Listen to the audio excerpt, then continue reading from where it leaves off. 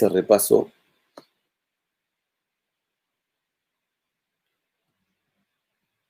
Clase número 4 ya.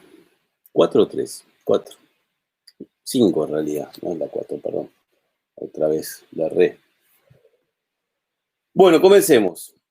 Nosotros tenemos que el osciloscopio lo que hace es mostrarte siempre lo que es voltaje en función del tiempo.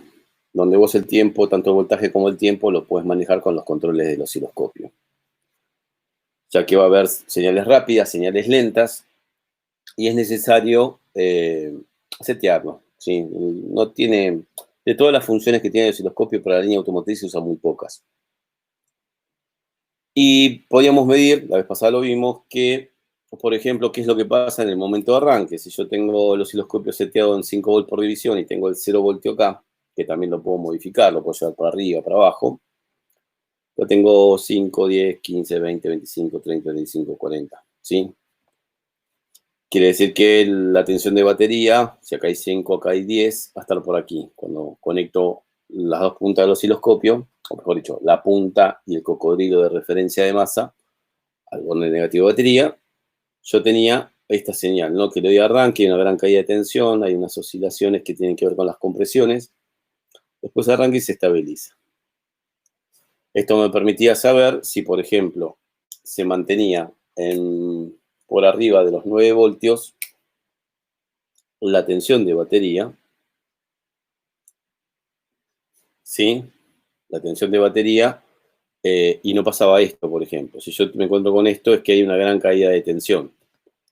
Y en todo el tiempo que esté por debajo de 9 voltios, realmente es 5 voltios, pero vamos a tomar 9, la computadora es como si la hubieras desconectado, como si le hubieras sacado la alimentación. Y recién cuando recupera por arriba de ese voltaje, a partir de ahí empieza a disparar de vuelta. El pulso de inyección y el pulso de encendido. El tema es que muchas veces puede pasar, acuérdense que tenemos en el momento de arranque lo que es el reconocimiento de la llave del inmovilizador, que teníamos lo siguiente. Esperen que vamos a ver si con más luz hace mejor foco esto. Calculo que ahí va a andar mejor. Vos tenías que tener la EQ de inyección. Cambiar el marcador. El inmovilizador, que puede ser la fusiblera, el tablero, lo que sea. 1 o 2 cables de comunicación. Y cuando vos tenés, en algunos casos, alimentación permanente, alimentación de contacto. Masa y alimentación de contacto. Y lo mismo tenés a veces en el sistema inmovilizador, que puede tener alimentación permanente, sobre todo cuando maneja la luz del inmo, la masa y pones contacto. Inmo, EQ. Ya hemos dicho que al poner contacto, al recibir alimentación la central de inmo, genera una corriente alterna en el bobinado de la antena, si la antena es solamente un bobinado, y que inducía una corriente alterna a alta frecuencia al transponder, el transponder devolvía un código y la central de IMO lo analiza, si es el código de la llave, pregunta por el código de la EQ, y si es el código de la EQ queda desbloqueada y permite el disparo del pulso de inyección, pulso de encendido, ¿sí? Y el resto de las funciones, cuando reciba la señal de RPM. Ese es el funcionamiento básico, ¿no? El tema es que esto lo hace cuando vos pones contacto. El tiempo todo de reconocimiento tarda menos de 200 milisegundos. ¿Sí? Si yo en el momento que pongo contacto se me cae la tensión de batería, y lo estoy viendo, supongamos, en los pines de la EQ, y la EQ tiene una masa que está un poco resistiva, o la alimentación que pasa por unos relays que están con los contactos sobrecalentados, o los terminales sobrecalentados, o el mismo zócalo del relay, eso limita la corriente. Quiere decir que vos podés por ahí medir la caída de tensión en la batería y tenés este gráfico, ¿sí? El que está en contrazo grueso, y cuando medís en la compu tenés este otro trazo, ¿sí? Que es igual al otro. Bueno, si acá se dispara, tendría que dispararse. Pero todo este tiempo estuvo como si estuvieras desconectado la EQ. Y si no tenés el mismo defecto en la central de inmovilizador, que justo el positivo esta cámara me va a volver loco, que el positivo a la central de IMO está bien, o sea, el de la central de IMO igual que es en la batería, pero el de la ECU está con esto. Es como cuando la central de IMO le va a mandar la señal de desbloqueo y la ECU todavía no está ni siquiera alimentada. Entonces pierde el sincronismo de reconocimiento del código de emparejamiento. Entonces le das arranque, le das, no arranca. Por eso es tan importante que no solamente con un multímetro se mida la tensión de batería, sino que lo midamos con el osciloscopio. O sea, yo puedo comparar, por ejemplo, en un defecto de arranque, tomo mi osciloscopio y lo pongo con los dos canales, sea tipo, disculpen los dibujos rápidos, pero bueno, donde canal 1 lo voy a conectar al positivo de batería, que el positivo que le llega de contacto a la ECU, el otro, canal 2, lo pondría al positivo de contacto del INMO, y el negativo, que bueno, es uno de estas son las puntas de prueba, de acá sale el cablecito, que lo pondría a un punto de masa, que podría ser el negativo de batería. Vamos a dibujarlo para no confundirnos con cualquier masa. Porque recuerden que yo puedo tener acá el borne bien, todo perfecto para un circuito, pero el circuito que va con masa a la ECU o algo está defectuoso, está deficiente. Entonces, si yo me encuentro que hay una diferencia en estos de los autos que no arrancan, que por ahí en el primer arranque, el cliente me dice, el primer arranque a la mañana no arranca, al segundo ya sí. Y a veces lo que me pasa es que cuando le estoy dando arranque la primera vez, me titila la luz del inmovilizador. Eso generalmente es caída de tensión en el momento de arranque en algunas de las unidades que perdió el código de emparejamiento, el código de sincronismo. No sé si se entiende lo que estoy tratando de decir. ¿Cómo estás, Ricardo? ¿Se entiende?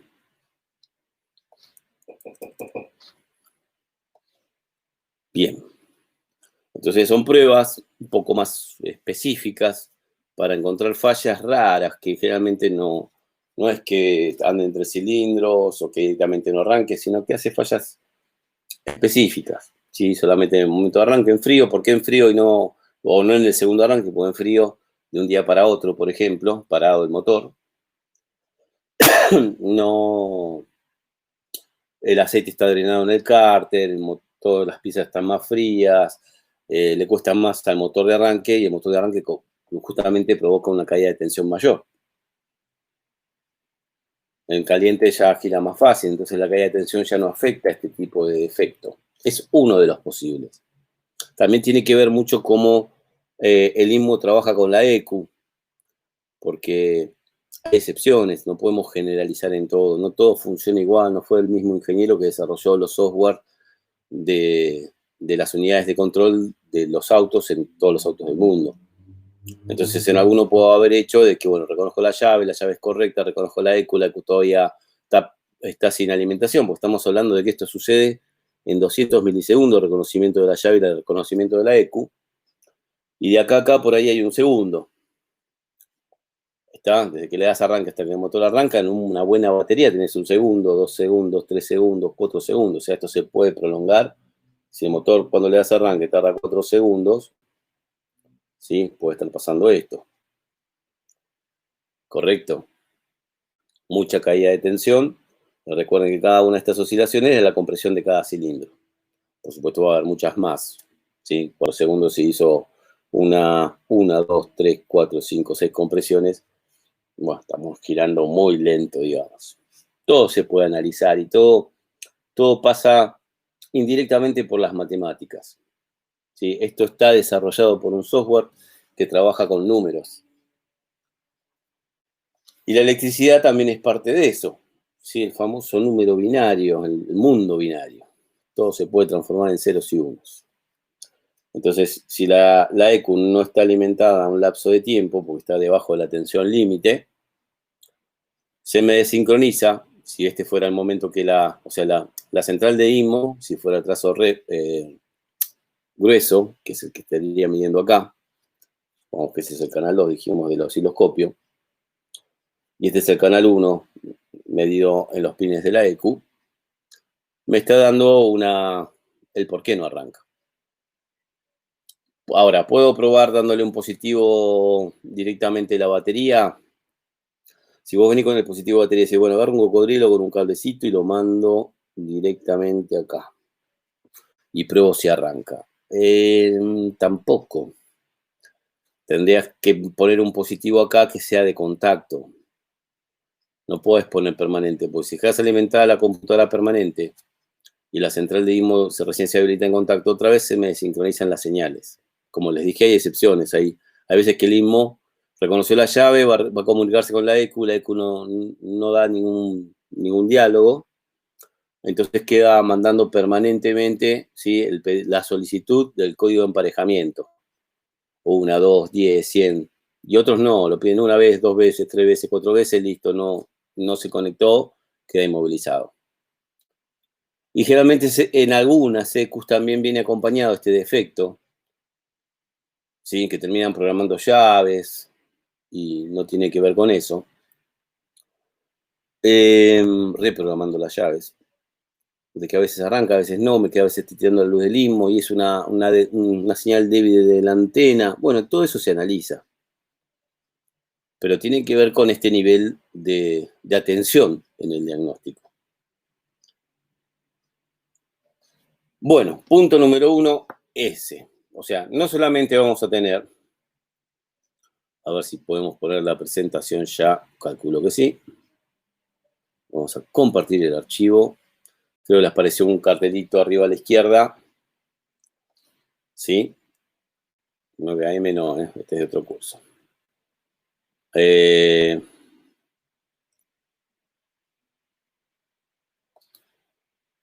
Ahí para que lo puedan descargar, ¿sí? Creo que ahí donde dice mostrar, si aprietan, les da la posibilidad de descargarlo. Donde está todo, lo habré hecho en el 2015 más o menos, este apunte, donde está aplicado la teoría básica de esto. Y nosotros vamos a ir un poquito más para entenderlo. Bueno, ahí muestra entonces el momento inicial de arranque y una gran caída de tensión debido a la fuerza mecánica del motor de arranque para vencer las compresiones de los cilindros, ¿sí? Momento de inicial de arranque, ahí lo hemos visto antes, perdón, y acá ya está la tensión de batería con la carga del alternador. Antiguamente se medía con osciloscopio el ripple. ¿Qué es el ripple? Bueno, el ripple, creo que está más adelante en el apunte, estoy adelantando, creo que va dando de WP. Es cuando vos ves la tensión del alternador con motor en marcha, tomado de la salida del alternador, está por supuesto por ahí en 13,8 voltios. Si se ve muy chico, acuérdense que pueden apretar en los dos cuadraditos debajo del video, ¿sí?, en esta zona. No sé si tienen la misma configuración que yo, para agrandarlo un poquito y que se vea también lo que estoy enseñando acá, ¿no? El ripple es cuando el alternador, una vez que está en marcha, ver esto. O sea, con los diodos del alternador, la corriente debería ser continua. Pero recuerden lo siguiente, el alternador es trifásico. Trifásico significa que va a tener una fase, como me salen los dibujos, 2 fases y 3 fases. Y se toma como tensión de batería solamente los puntos superiores.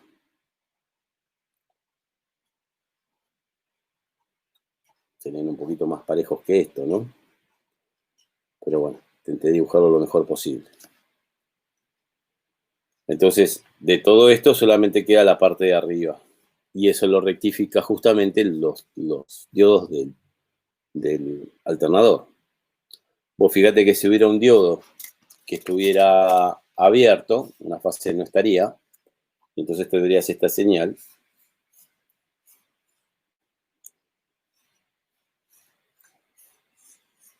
Y entonces el ripple es mayor, ¿sí? La caída de tensión es mucho mayor.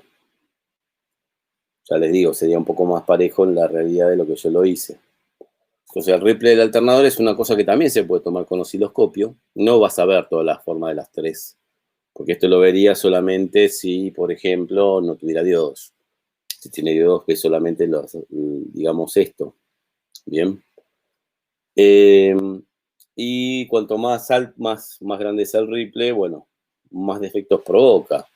En viejos autos, el ripple muy alto, o sea, con mucho voltaje, estamos hablando más de 1 voltio, entre el valor máximo de tensión y el mínimo, que vos pones un tester y te marca 13,8 perfecto, o 14,2. Y sin embargo, te queda acelerado el auto. Y tiene un motivo por el cual se queda acelerado.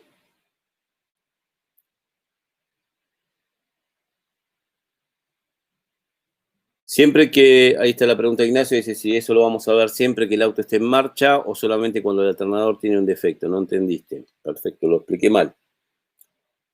Vos pones en marcha el auto y estamos diagnosticando si está bien o está mal. Lo normal es ver un ripple donde la tensión más alta y la tensión más baja no supere los 500 milivoltios o lo que es lo mismo, 0,5 voltios. ¿Sí? De corriente alterna. Alter current, correcto. Ese es un ripple aceptable. Si vos tenés un valor mayor, puede ser que un diodo tenga fuga, o sea, deje pasar corriente de sentido inverso, o que esté cortado una de las bobinas del estator, o hay otro problema con el alternador. ¿Tá? Es una manera de verificar si está en condiciones los diodos del alternador, el bobinado del alternador. Es eso principalmente.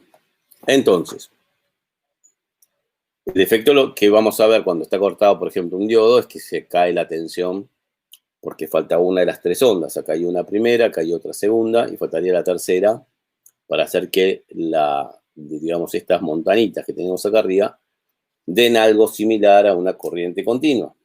Que después vieron que hay alternadores de 9 diodos. Bueno, porque terminan rectificando el ripple. El ripple de un alternador hoy en día es prácticamente 0 voltios, 500 milivoltios de corriente alterna es mucho, ¿tá? Porque ya son de 9, 3 positivos y 3 negativos para la fase, son 8. Y no, son 9, perdón. Y los 3 que tienen cada una de las bobinas del estator. Así que es importante y te lo deja acelerado en algunos autos viejos. Uno de ellos era el Corsa 8 válvulas, que por un problema de alternador te decían, tengo la luz prendida el alternador, que a veces la prende y a veces no, dependiendo de cuánto defecto tenga ese diodo, y te queda súper acelerado, va, 1100, 1200 vueltas. Y lo escaneás y no aparece ningún código, no aparece nada. Y eso es por el programa que le puso la persona que hizo el programa. Que usó una estrategia de decir, bueno, si la carga del alternador en algún momento está por debajo de 12, bueno, no sé el valor que le habrá puesto en la programación de la EQ, pero pongamos 12,5 voltios, si está por debajo de ese valor, entonces acelerar el motor, porque fíjense, nosotros como ponemos en marcha un auto y se quedó la prendida la luz del alternador, lo primero que hacemos es tocar el acelerador. En el primer golpecito del acelerador se empieza a cargar. Y el ingeniero desarrolló eso, las respuestas de los programas de las EQs son pensadas en la lógica de cómo reaccionamos nosotros y que eso lo haga automáticamente. Lo mismo con un motor ahogado. Si la computadora, si vos le estás dando arranque y gira el motor de arranque, gira el motor de arranque, gira el motor de arranque, la computadora recibe bien la señal de RPM, recibe todo bien, y detecta que vos pisaste el pedal del acelerador a fondo, cuando le estás dando arranque, lo que usa es una estrategia de motor de arranque ahogado. ¿Sí? De motor en arranque ahogado. ¿Sí? Por lo que va a hacer un achicamiento del pulso de inyección. Son estrategias de respuesta de funcionamiento de la ECU a ciertas cosas. Por eso es que a veces nos vuelven locos las fallas, porque en realidad entre programa y programa, entre ECU y ECU, modelo y modelo, marca y marca de ECU, son diferentes las respuestas. Y generalmente eso no viene en un texto. Muy pocas veces vas a encontrar el desarrollo de cómo reacciona a estas estrategias de emergencia, estrategias de funcionamiento, de una ECU, cómo responde entre cada situación. La del Corsa, si en algún momento detectaba, cuando estaba viendo la tensión de batería, que la tensión era por debajo de 12,5, porque lo que va a hacer es ir midiendo, como hace un texto, mide acá, mide acá, mide acá, y en un momento mide y la tensión está acá abajo. A partir de ahí abre el motor paso a paso, lo lleva a 1200 vueltas, analiza el voltaje, y si vuelve a detectar que caía tensión, lo deja acelerado en 1200 vueltas. ¿Sí? Por eso es que yo sugiero a veces que nosotros estamos muy acostumbrados, yo lo veo a veces en los grupos de WhatsApp, que a veces dejo que se hagan consulta entre ustedes y que traten de resolverlo ustedes, porque ya que yo no esté, quiero que lo resuelvan solos. Entonces los dejo pensar, los dejo que dialoguen y muchas veces lo sacan, la mayoría. Y eso, bueno, está bueno porque que están por el buen camino aprendiendo. Es que prueben todo. Que prueben todo. Yo hablé la vez pasada de que es fundamental la parte de encendido. O sea, no me sirve de nada probar la inyección electrónica, ¿sí? Mirar los parámetros del escáner. Si yo no sé si las bujías están bien. Por eso es que está el prechequeo. Prechequeo es el chequeo antes de empezar a hacer el diagnóstico de inyección. Compresión de los cilindros, que no haya fugas de vacío, el tema justamente del vacío con un vacómetro para ver que no esté fuera de punto, o que haya otro problema, un problema de válvulas. O sea, muchas cosas antes de empezar con todo esto. Y a veces van a encontrar que yo calculo que debe ser un 15% de las fallas que nos producen los autos, que no, que parecen ilógicas, o sea, no, está todo bien, pero el auto no anda. Y decir que está todo bien es hacer todas estas pruebas. Porque vos decís, mira vos, el Corsa quedó acelerado por un problema de alternador que tenía un diodo en fuga o cortado, o en corto, y es por estrategia de la ECU. Lo aprendés una vez que lo sabés. Pero si no, no es muy difícil de descubrir solo, porque no hay información con respecto a eso. Entonces, ¿a qué voy con el método de diagnóstico? Voy a probar todo. Si veo que el ripple está mal del alternador, entonces voy y soluciono eso. Por más que la falla sea que el motor se pone en 3 cilindros cada tanto, porque yo no sé qué es lo que hizo el ingeniero que desarrolló el software. Hay veces que para obligar, cuando se detecta, o sea, el sistema fue creado para que no contamine. Si detecta que está en peligro el tema de la contaminación, de que puede en el funcionamiento porque no le responden los parámetros o algo, agarra una Dodge Journey. Es uno de los tantos autos, OBD2, la normativa. De repente se pone en 3 cilindros. Y el único código que sale es fallos de combustión. O sea, y vos mirás y no está el pulso de inyección en un cilindro. Y vos decís, es la computadora que está rota, que el transistor que está dentro de la ECU no está mandando el pulso porque se dañó el transistor de potencia o el driver. No, es una estrategia. O sea, lo pone en 3 cilindros a propósito porque es muy incómodo para el conductor, ¿sí? O para el dueño del auto, y lo obliga a llevarlo a servicio. Por un lado, hay esas programaciones. Chrysler lo usa mucho. ¿Sí? Ford usa algo parecido. La CS6 corta 2 cilindros cuando, por ejemplo, el ralentí es acelerado. Un ralentí acelerado hace que haya más también contaminación. Pueden ser estrategias por programas propios que al sacarlos de de su condición normal de funcionamiento, que esté todo en condiciones, el vehículo o el sistema de inyección responda de esa forma. Pero también a veces son estrategias impuestas para obligar a llevar a servicio al vehículo. Y por ahí era una bujía, por ahí era una compresión, por ahí era calidad de combustible, por ahí una fuga de vacío. Y vos decís, ¿qué tiene que ver que se corte un inyector? No, y bueno, es precisamente porque es una manera de obligar al, al, al propietario del vehículo a llevarlo a servicio, porque está contaminando ese auto. Entonces, como yo no sé las estrategias de cada EQ, ¿sí? Las vas descubriendo a medida que renegás horas, días, semanas con un auto, que nos hacen perder tiempo y dinero, porque un auto que lo tenemos semanas diagnosticando, horas y horas dedicadas, no se las puedes cobrar. Entonces, ¿cómo hago un diagnóstico y eh, no caer en no poder ver esas cosas invisibles, esos software que reaccionan de una cierta forma? Bueno, hace el diagnóstico completo. Por un lado, nosotros ya tenemos experiencia, por eso estamos en el curso de inyección 2, donde cada auto en particular, si hace una falla, voy primero a eso está perfecto, acorta tiempo, pero si no llega a ser, estar seguro. O sea, si no, si te andan 3 cilindros, cambiarle el inyector, es el inyector, a mí me pasó, es el inyector. Y vos vas y le cambias el inyector, y sigue andando en 3 cilindros, nos pasa siempre, ¿sí?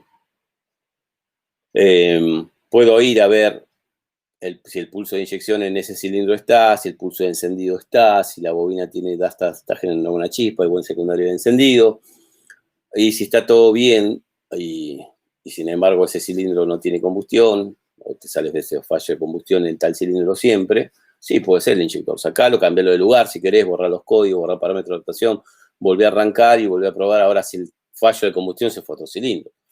Pero no puedo cambiarlo directamente, más por los precios. Cuanto más crisis hay en cualquier país del mundo, menos tenemos que hacerle gastar al cliente de repuestos, porque al final le cobramos una fortuna, pues los repuestos salen caros, nuestra mano de obra no sigue siendo la misma, y el cliente se va enojado porque le cobramos un montón y por ahí renegamos días con ese auto. Entonces hay que encontrarle el equilibrio a todo esto, que no es este dibujo feo que hice yo, ¿no? Pero bueno, para que se vayan entendiendo los conceptos. Bueno, entonces, continuemos.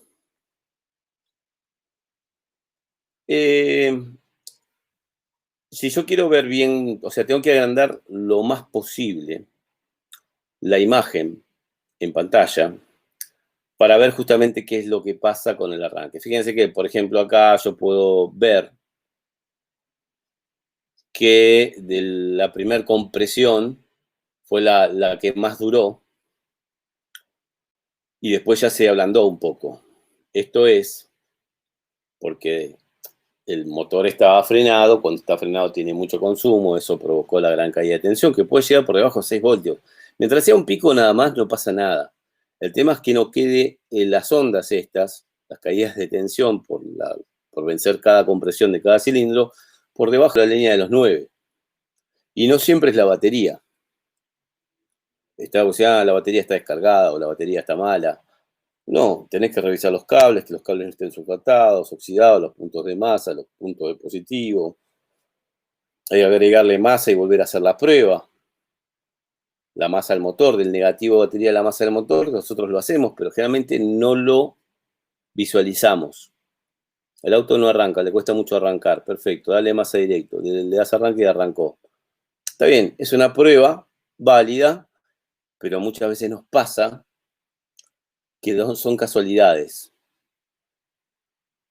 O sea, yo si no estoy observando el defecto que pienso que puede llegar a ser, un defecto de masa, por ejemplo, de la batería al motor, porque el cable está sobrecalentado, tiene hilos cortados, o donde va el terminal engrampado al cable, se cortaron todos los hilos y quedaron pocos, ¿sí? 2 o 3. Esas son limitaciones de corriente que en una masa hacen aparecer voltaje en realidad. Que la masa también la puedo probar con osciloscopio, ¿sí? Las masas también se pueden probar por osciloscopio. Viene de este principio. Vos tenés la batería.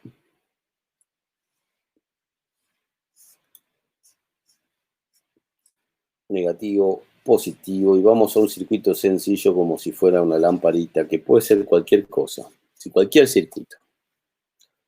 Normalmente yo tengo que medir, las pruebas se hacen generalmente con respecto al negativo de batería, así que el cocodrilo del osciloscopio lo pondría acá, y la punta de prueba a mí me interesa que el voltaje llegue, perdón, la masa llegue a donde tiene que llegar.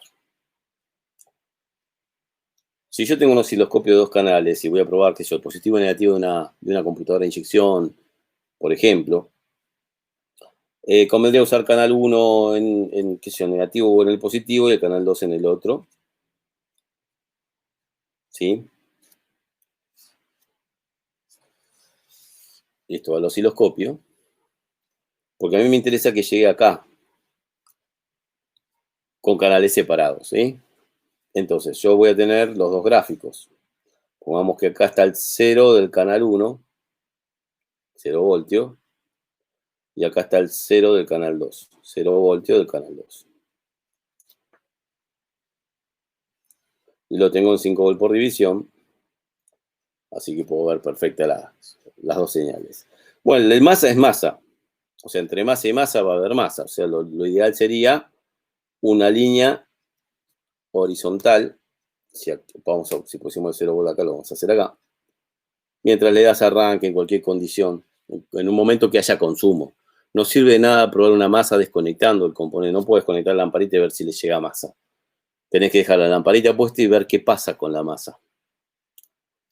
Porque vos fíjate que si vos estás midiendo en este punto, entre masa, donde tomaste el cocodrilo del osciloscopio, y masa, te va a marcar 0 voltios. Pero ¿qué pasa si yo corto este cable? Directamente lo corto. ¿Qué me va a marcar el canal 1? Yo estoy midiendo acá. Pregunta para ustedes.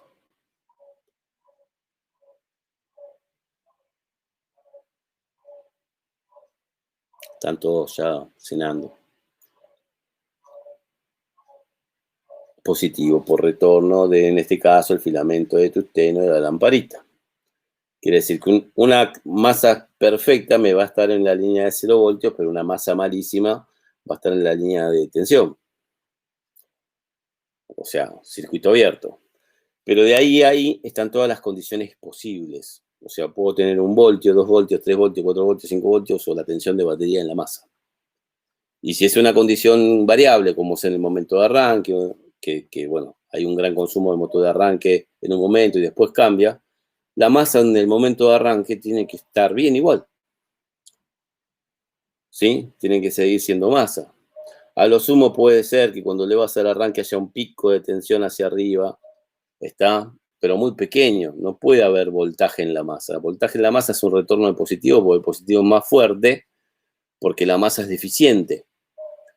Sulfato, oxidación y los cortados, cables sobrecalentados de cualquier circuito eléctrico. Nosotros tenemos circuitos de alta corriente, como el motor de arranque, que es el peor en consumo, a circuitos de baja corriente, como sería la señal de un sensor de temperatura de agua.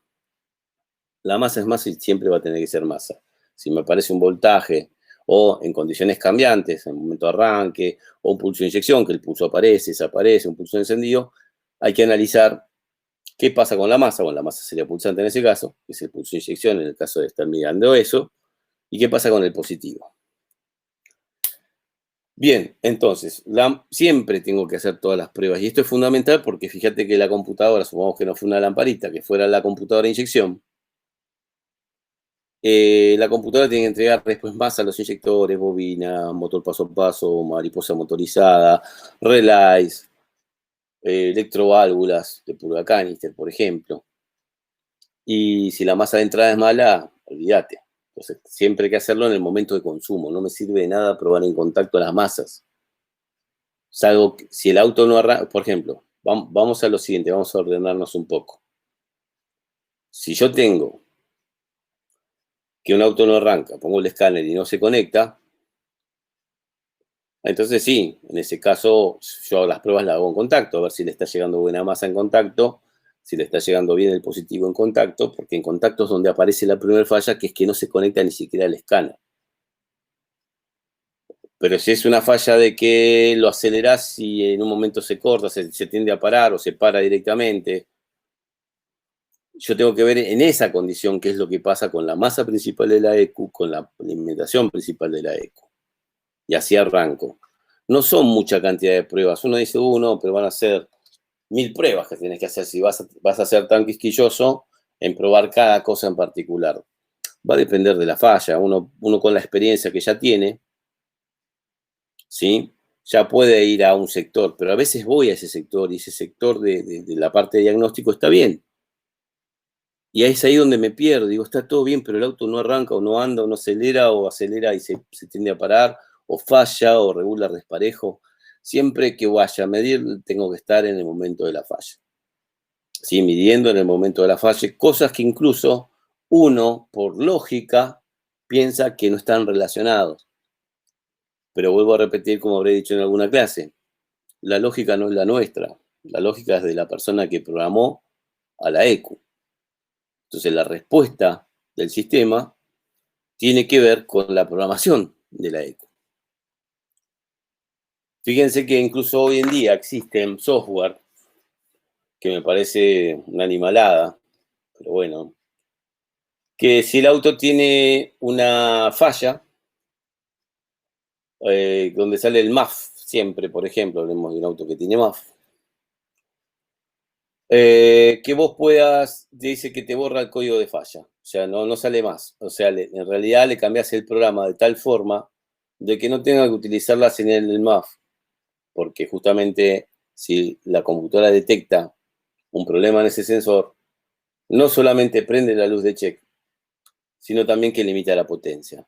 Entonces la solución es sacarle al programa ese parámetro, la señal del caudal de aire que ingresa al motor, y que utilices directamente el programa de emergencia, calcular cuánto aire está ingresando con la posición de la mariposa y las RPM, y el auto funciona relativamente bien. Pero no sería lo correcto sería ver por qué está saliendo que es el MAF, si es un problema de cableado, si es un problema de fugas de vacío, si es un problema de suciedad en el mismo sensor, si es una restricción en el escape, si es una restricción en la emisión, y no cambiar el software. Yo sé que está bueno, pero no está bueno, en serio. Tratemos de ser más técnicos y tratar de no eliminar. Es como decir, bueno, tengo una autoinyección, anda mal la inyección, le pongo un carburador.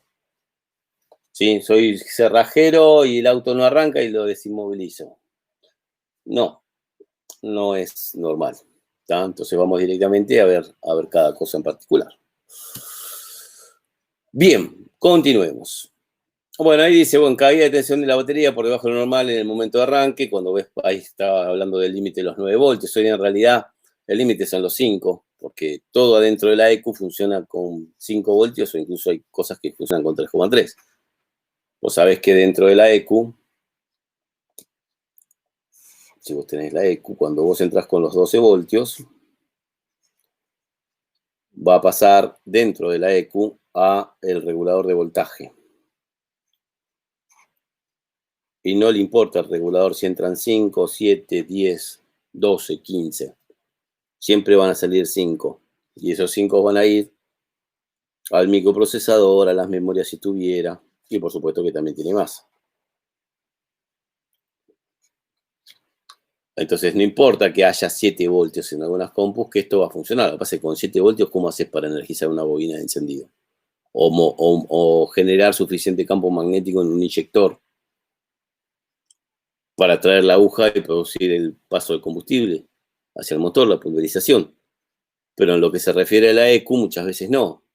Entonces, está bien, perfecto. Entonces, cuando hablamos de la caída de tensión que tenemos ahí en pantalla, en el pizarrón, estaríamos hablando de que no serían 9 voltios el límite, sino serían 5. En realidad 9 voltios no es por la computadora en sí, sino por la energización de la bobina y de los inyectores, que son los dos principales que van a tener que actuar en ese momento de arranque. Es más por eso, ¿sí? Acá en la computadora vos tenés, entre otras cosas, un capacitor, que es el electrolítico grande, que lo van a encontrar en casi todo, ¿sí? O sea, esto es una parte de una fusiblera, un 307, donde veo un capacitor acá grande. Se ve muy chiquito, pero bueno, ahí tenemos un capacitor, ¿está? Es este capacitor que ayuda a estabilizar la tensión. Acá tenemos una fusiblera de un Fiat, nada que ver con computarización, pero justo como estaba trabajando hoy a la tarde con esto, tiene un capacitor electrolítico. ¿Eso qué hace? Hace que si vos estás mirando el positivo, cuando produce una caída de tensión, sea el capacitor que entrega. O sea, esto se carga como si fuera, ¿vieron ¿conocen lo que es un amortiguador de pulsaciones en el sistema de combustible? ¿Lo escucharon hablar alguna vez lo que es un amortiguador de pulsaciones? Leo, yo creo que sí, porque si lo hizo mis cursos hace 20 años atrás, va a cumplir 27 años el instituto. Un amortiguador de pulsaciones en un sistema de inyección de la parte combustible era lo siguiente. Vos tenías la bomba de combustible que podía estar en el tanque o no. Y la bomba en realidad antes era eléctrica con carbones, era un bobinado gigante, generalmente era externa la bomba. Pero esa bomba, los caños salían ahí al filtro, como siempre, de ahí a la rampa, como siempre, tenía el regulador en la rampa en esa época todavía. Y después los inyectores, ¿no? Vamos a hacerlo rápido para no perder tiempo. Y veías que por ahí en algún lugar tenías un pulmoncito que no estaba conectado a nada, estaba enroscado ahí. Y adentro de ese pulmoncito, parecía un regulador de presión, era similar. Vos lo que tenías era simplemente un diafragma y un resorte. Como las bombas eran de rodillos antes, con el desgaste de los rodillos, si vos ponías un manómetro, la aguja empezaba a vibrar, ¿sí? Porque era pulsante, ¿sí? Y entonces, cuando la presión es alta, se comprime el resorte, pero cuando la presión es baja, se descomprime el resorte. Entonces, esa pequeña fluctuación de presión de nafta, de gasolina en este caso, era absorbida por el amortiguador de pulsaciones. Y ese concepto es justamente esto, es un amortiguador de pulsaciones de corriente. Si está media inestable la tensión de batería por un ripple incorrecto, bueno, esto lo estabiliza un poco. Tiene varias cosas, tiene diodos protectores o por sobrevoltaje, por inversión de polaridad, hay varistores también por sobrevoltaje en algunas ECUs. Pero el capacitor electrolítico, entre otras cosas, cumple la función de amortiguar las pulsaciones que puede haber, caídas de tensión momentáneas. O sea, no va a poder abastecer, decir, bueno, acá se me cayó la tensión a 6 voltios, ¿sí? Y esto va a entregarle, le va a entregar los voltaje al regulador igualmente como si tuviera 12. No, va a aplanar un poco esa diferencia dentro de la ECU. Después acá puede haber un diodo, el diodo estaría así. Y entonces solamente en este circuito se trata de estabilizar la tensión, que quede más estable. Lo mismo que si hay un pico de tensión producido por una bobina de encendido repetitiva. Bueno, en parte ese pico de tensión se va al capacitor y el capacitor, lo que dura un pico de tensión, no se va a ir a la tensión de ese pico, ¿sí? Pero sí lo va a hacer desaparecer. El segundo canal que estamos hablando acá, estamos manejándonos ya con el positivo. Entonces, en masa no pueden aparecer voltajes positivos. Si aparecen voltajes positivos porque es una eficiencia de masa. No hay otra cosa. O sea, si me parece que el voltaje le doy arranque y una vez que está en marcha está con 200 milivoltios, 300. Bueno, es tolerable, pero 500 milivoltios, 1 voltio, 1 volt y medio, 3 voltios, ya no es tolerable. Vos podés tener 3 voltios en una masa y el auto anda perfecto. La computadora tiene también una estrategia de compensación de lo que es digamos, el tiempo de saturación de bobina, que esto es importante, el tiempo de saturación de bobina y del tiempo de inyección, de acuerdo al voltaje que esté recibiendo. O sea, una cosa es dar un pulso de inyección, mejor dicho, energizar a un inyector con, con 12,5 voltios y otra cosa es energizarlo con 14,2. Y otra cosa es energizarlo con 9 voltios que podemos tener en el momento de arranque en un sistema con batería mala. Cuanto más baja es la tensión de batería, más tiempo va a haber que darle al inyector para tener la misma cantidad de electrones en el bobinado del inyector o de la bobina de encendido para lograr su función. Es una compensación. O sea, es como decir, bueno, yo voy a llenar un balde con agua, pero tengo poca presión. Entonces voy a tener que darle más tiempo para llenar el balde. Ahora, si tengo mucha presión, lo hago en menos tiempo. Yo regulo el tiempo para lograr el objetivo de llenar el balde. En la electricidad o en el sistema de inyección en particular, llenar el balde sería cargar con suficientes electrones para producir una inducción a un secundario de encendido, para provocar un buen salto de chispa entre los electrodos de la bujía, o energizar con suficiente cantidad de electrones, ¿sí?, de corriente. Caudal de electrones es amperaje, intensidad o corriente, que es el mismo término, para producir el movimiento de la aguja, ese campo magnético que la atrae, y lograr que el motor sea abastecido con la cantidad de combustible correcta. Hay veces que se queman las bobinas de encendido, no sé si se los había explicado a ustedes. Lo expliqué, creo que Ignacio me habías preguntado vos en algún momento.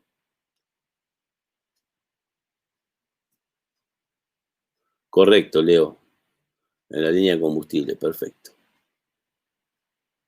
Bien, que a veces se queman los módulos porque están alimentados con menos voltaje.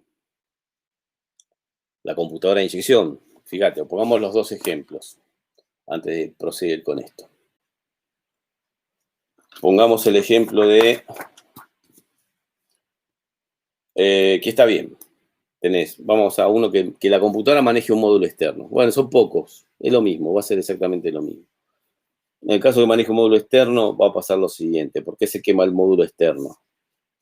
Bueno, se quema el módulo externo porque la EQ va a manejar ese modulito de encendido, que a su vez ese modulito recibe positivo, recibe masa, y tiene que manejar a la bobina, ¿sí?, que es un bobinado, y este lado del bobinado tengo positivo también.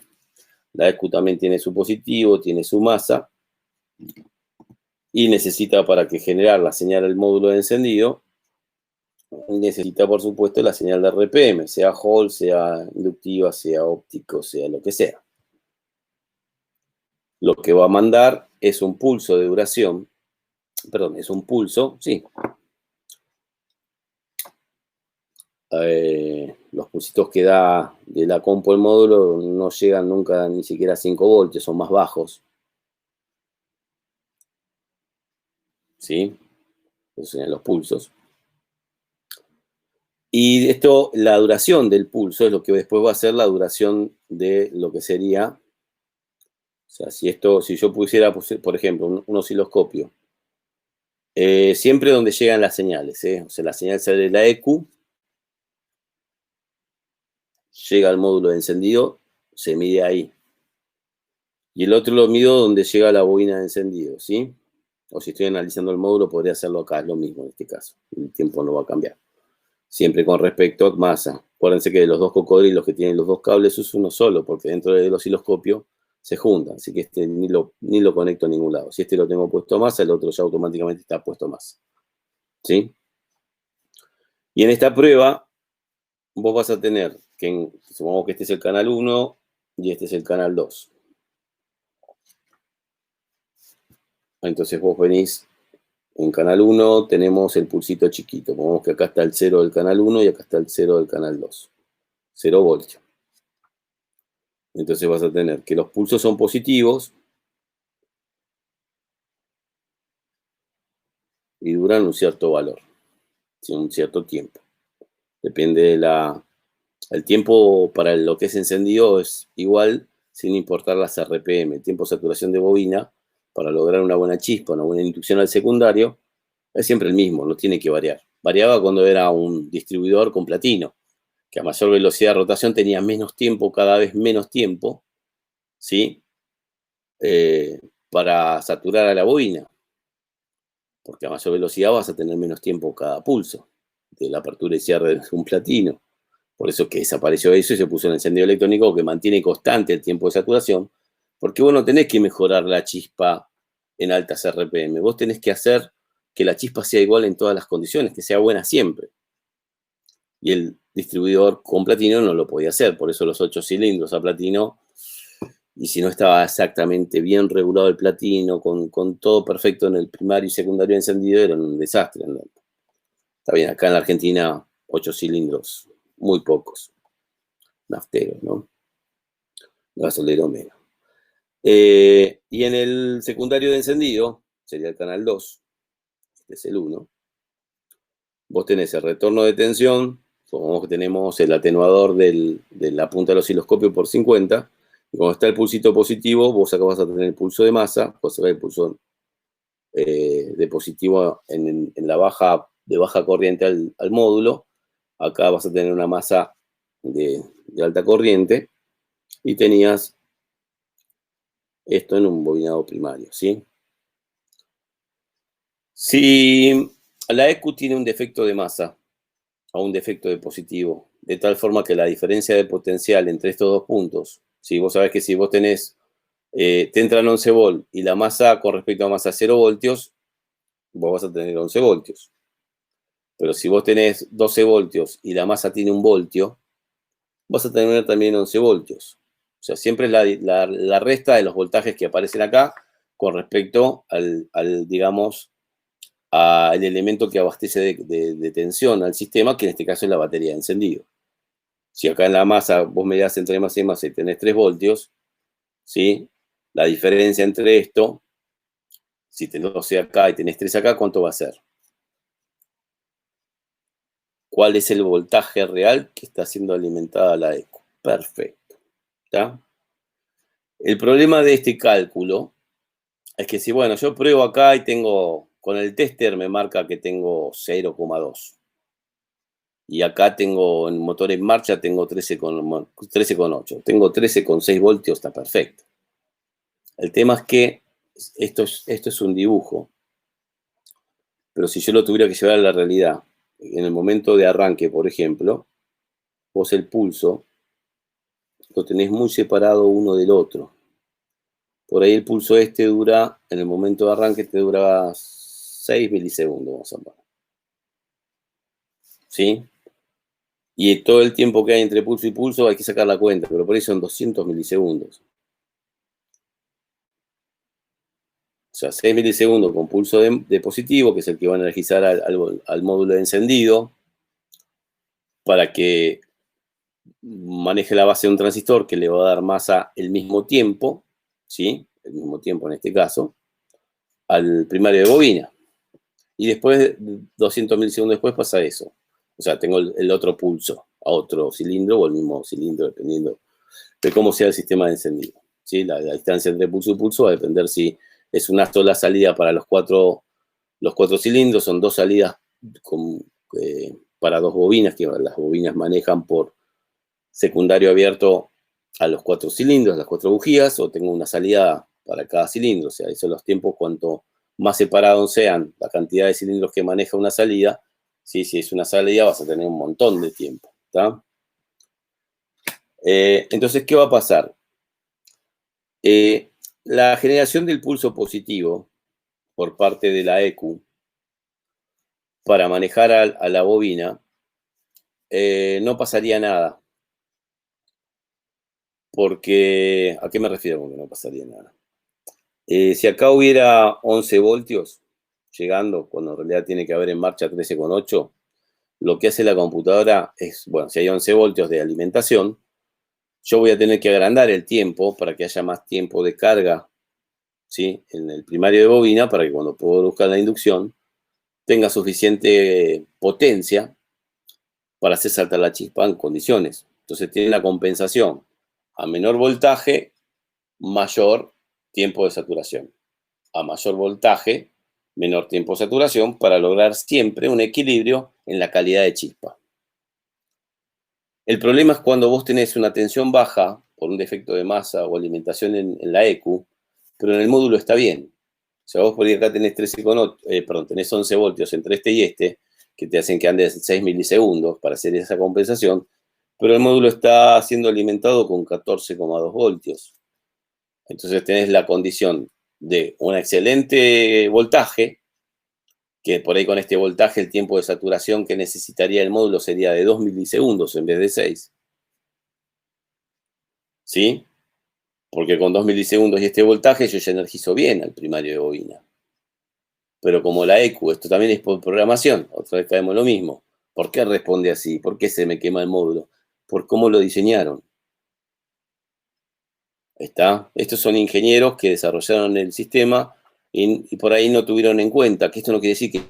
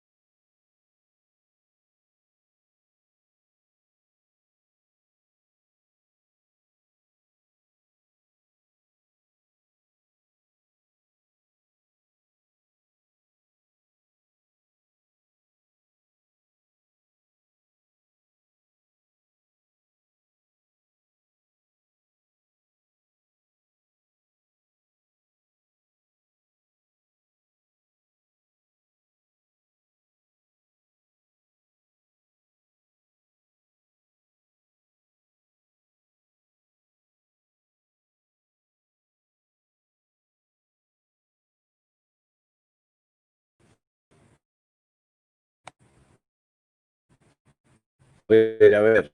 ¿Escuchan ahí?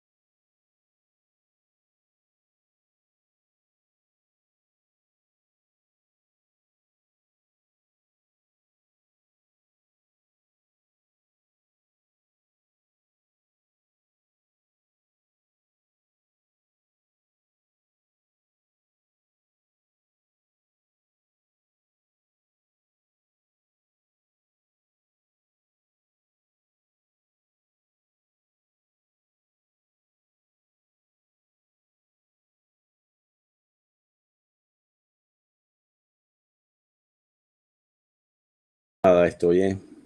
A ver. Tratamos de conmutar de vuelta la cámara.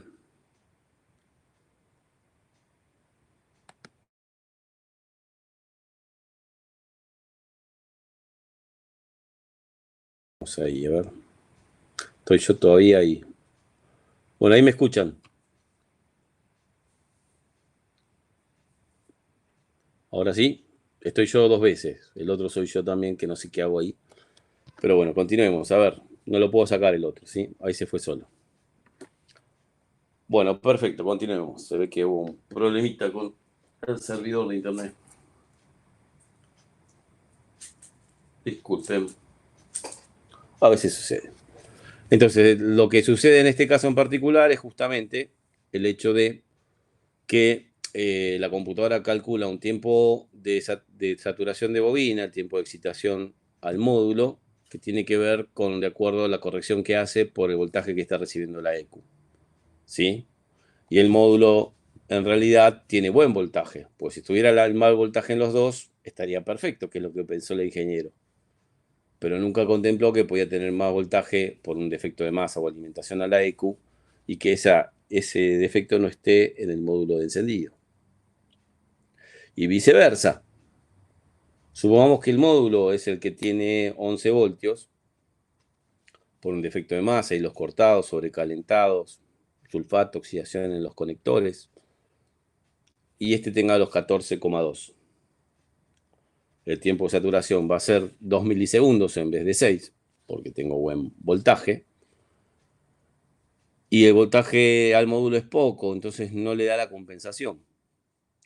Se quema cuando pasa que tenés mucho tiempo de saturación. Recordá lo siguiente, el por qué se quema.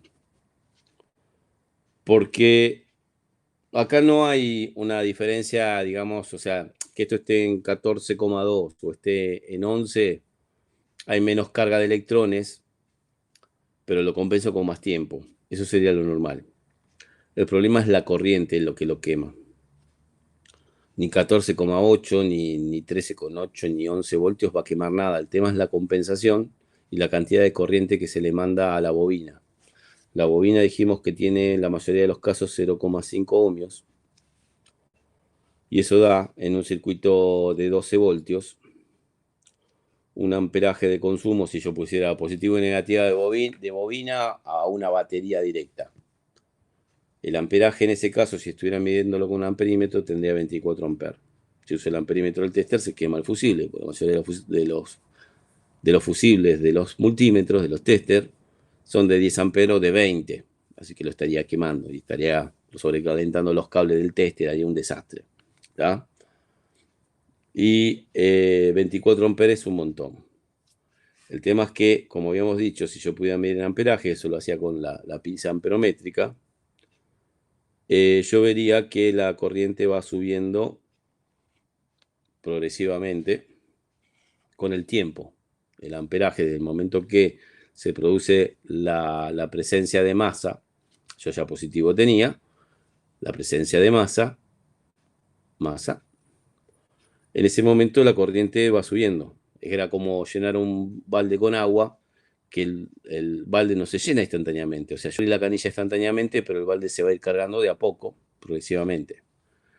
Y lo tengo que cortar en un cierto tiempo. Si yo lo corto a los 2 milisegundos acá, si lo corto a los 4 milisegundos acá, si lo corto a los 6 milisegundos acá, la corriente puede llegar a ser el triple de lo que normalmente tendría acá, que generalmente son 3 amperes, similares por ahí, 3, 4 amperes. Entonces acá tendría 6 amperes, acá tendría, y si lo dejo más tiempo, porque hay más tiempo también, se va a llegar un momento que después de una cierta cantidad de milisegundos, porque acá estamos hablando de acá a acá, estando bien, estos son 2 milisegundos. ¿Sí? O lo que es lo mismo, 0,002 segundos. Son tiempos muy bajos. ¿Cómo haces para hacer un diagnóstico sin un osciloscopio? ¿Cómo haces para observar en un tester lo que está pasando en 2 décimas de milisegundo? Entonces, más tiempo de saturación y no tener el defecto de la caída de tensión, que esté en otro lugar y que este no lo contemple, va a ser justamente eso. Cuando ponen el módulo de encendido dentro de la EQ, lo que se quema el transistor de potencia, o también el módulo, ya es por un retorno de alta tensión de secundario. ¿Sí? Si hay el secundario tiraba una chispa al primario, eso hacía que se queme el transistor de potencia. Pero también lo quema tener más tiempo de saturación por compensación y estar descompensados los voltajes. Yo cuando hago un service a un auto, esto es todo tiempo. Uno en el taller generalmente está loco, yo los entiendo. Yo les explico lo que puede llegar a pasar para no tener reclamos, justamente. Él viene con el módulo de encendido quemado, pusiste otro y salió andando. Pero a los 2 días viene de vuelta con el auto que no arranca en grúa, lo baja, otra vez el módulo quemado. Y reviso. Bueno, esto tengo que revisar. Tiempo de saturación de bobina. Che, está muy alto el tiempo de comando al módulo de encendido. No está en 2 milisegundos, está en 8. Bueno, revisar masas y alimentación. Si vos querés en las pruebas para que no se te queme un módulo de prueba, desconectarle la bobina, ponerle un relay acá. ¿Está? Solamente para que el bobinado del relay haga carga. Y nada más, el relay no conectado a nada. Simplemente uso el positivo acá y que el módulo, esto lo desconecto, maneje un bobinado de 50 ohmios, donde si fuera de 60 ohmios, en un circuito de 12 voltios, bueno, tendría que hacer la cuenta. Ya un sábado hasta ahora, si yo quiero saber la intensidad de corriente en un circuito de 12 voltios que tiene 60 ohmios, esto te da 4, ¿no? 0,4. ¿Sabes que no me salen los números? Alguien que saque una calculadora. 12 dividido 60, ¿cuánto da? 0,0. Entonces le doy menos corriente.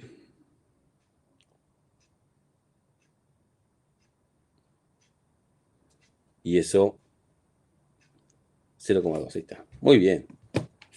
Qué mal que ando con los números, ¿no? Que son 0,2 amperes, serían 200 miliamperes. O sea, lo sumo, el máximo consumo de corriente por probar con un relay es de 200 mA, pero si pruebo con una bobina de encendido, que en vez de tener 60 ohmios tiene 0,5, el consumo es de 24 amperes. ¿Está? Máximo. Si lo estuviera dando masa siempre. Entonces acá yo puedo, por un lado, observo que el módulo está andando, porque escucho el tiki, tiki, tiki cuando le estoy... Que en esta prueba, por ejemplo, estaría bueno emular la señal de RPM con un emulador. O sea, se quema el módulo, bueno, no le des más arranque. Pone contacto, emular la señal, desconectar los inyectores, conectarle un relay para tener un consumo menos y verificar qué pasa, ¿sí? Está bien, pero en contacto no vas a tener el mismo consumo que en marcha. Bueno, por lo menos está consumiendo las masas que le dan los inyectores, si desconectar la relay de bomba, por ejemplo. Pero los inyectores no consumen tanto. Pero si el módulo de encendido está externo, lo siguiente que pasa a consumir mucha corriente es la mariposa motorizada. Y con esto quiero aclarar lo siguiente. Que los consumos de la computadora son consumos de masa, porque tiene que estar computando masa para si maneja la bobina directa, el módulo está adentro, para la bobina, para los inyectores, para la mariposa motorizada, para el relay de electros, para el relay del aire acondicionado, para la purga canister. Y tiene que abastecer con masa todo. Entonces, con el auto en marcha, la masa tendría que ser así.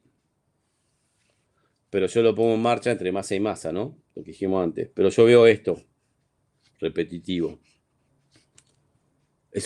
Cuando conmuta algo, cuanto más corriente tenga que consumir, que la mayor corriente, o sea, si lo ponemos en el rango, tiene que ver, el elemento que tenga menos resistencia es el que más consume, pero también tiene que ver hasta dónde llega el consumo de ese componente de acuerdo al tiempo de duración, son varios parámetros. Pero supongamos que yo miro la masa de la compu con el auto en marcha y me encuentro con esto, ¿sí? Repetitivo. Un canal, ¿sí? Puesto acá, donde llega la masa, y me encuentro que la masa tiene una aparición de retorno de positivo, eso es defecto de masa, ¿sí? Pero solamente en un punto solo, como que hay algo que está consumiendo más corriente de lo normal, o sea, en realidad si yo le pongo un cable más grueso, esto desaparece. Pero si yo aumento, vieron que hoy en día muchos autos, los cables, incluso los de masa, son finitos. Yo no puedo creer que esta cuenta no la haya podido hacer. 12 dividido 6, todavía estoy pensando en eso mismo. Qué mal, qué mal.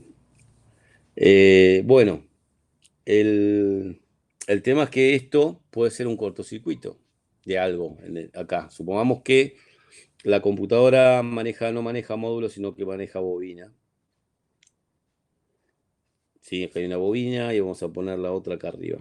Vamos a poner al revés.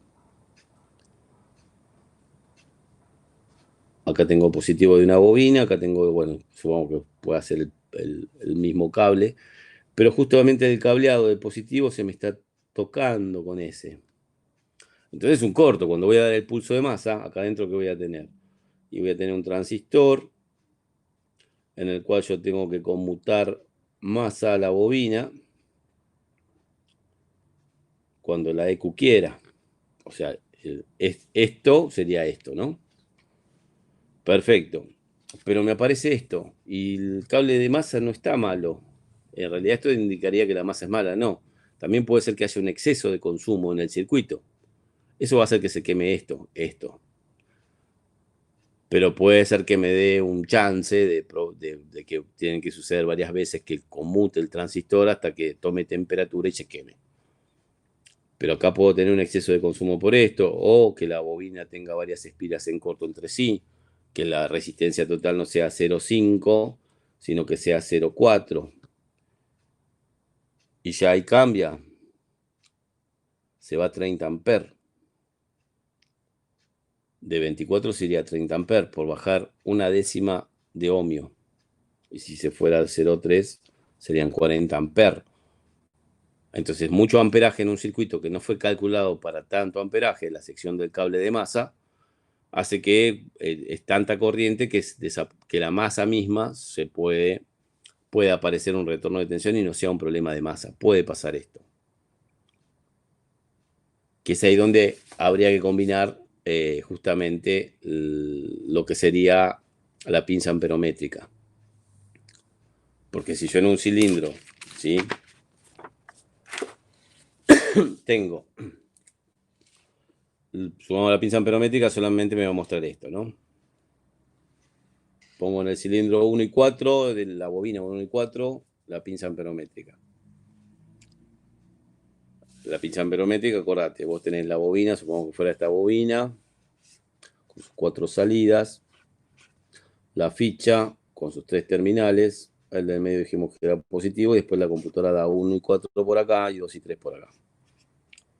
¿Dónde se pone la pinza amperométrica? Bueno, ¿qué querés medir? La salida de pulso de 1 y 4. La pinza amperométrica la pones acá. ¿Está?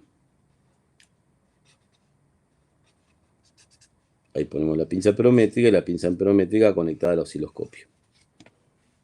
No es la pinza inductiva, no es la pinza capacitiva de secundario, es una pinza amperométrica. Entonces la pinza amperométrica te va a permitir ver lo que pasa con la corriente, con la inducción de voltaje, ¿sí? La aparición de un voltaje alrededor de un cable, de acuerdo al consumo que pasa. Voy a este y me encuentro con esto. ¿Está? Deberían ser iguales, acá me cambiaron los tiempos. ¿Está? Acá como que prendió el electro, se cayó un poco la tensión y le dio más tiempo de saturación y tendría que haber sido más elevado también. ¿Está? Y voy a la otra bobina, que es a destiempo. No puedo probar las dos cosas a la vez. No, no podría. O sí, podría. Y la otra hace esto. ¿Está? Donde el voltaje que me muestra en la señal de osciloscopio es proporcional al amperaje. ¿Saben usar una pinza amperométrica? ¿Han usado?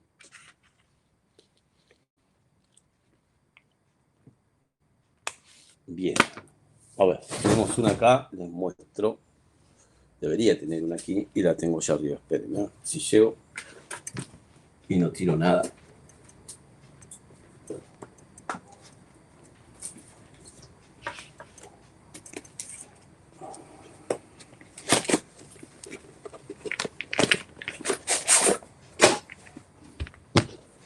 Pinza amperométrica. Hay muchos modelos, muchos precios. Esto es barato.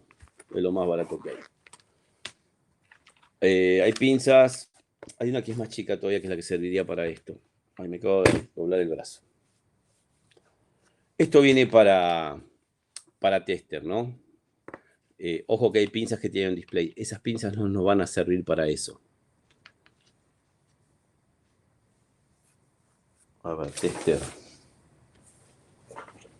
Esto es para lo siguiente.